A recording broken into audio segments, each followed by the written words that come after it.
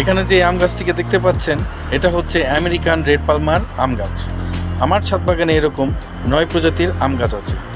সামনে যেহেতু জানুয়ারি ফেব্রুয়ারি মাসে আম গাছে মুকুল চলে আসবে, তাই ডিসেম্বর মাসের শুরু থেকেই আম গাছের যে বিশেষ যত্নগুলো নিতে হয় সেগুলোর মধ্যে সবচেয়ে গুরুত্বপূর্ণ বিষয় হচ্ছে আমরা কী পরিমাণে পানি দেব।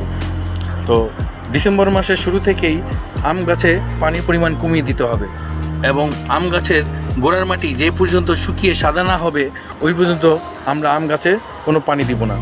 সাধারণত 4 থেকে 5 দিন পর পর আমরা আম গাছে পানি দেব, কারণ যদি এই সময় আমরা অতিরিক্ত পানি দিয়ে ফেলি তাহলে জানুয়ারিতে কিংবা ফেব্রুয়ারিতে গাছগুলো নতুন ডালপালা বের করার দিকে নজর দিবে। তাই এই সময় থেকেই পানির পরিমাণ কমিয়ে দিতে হবে।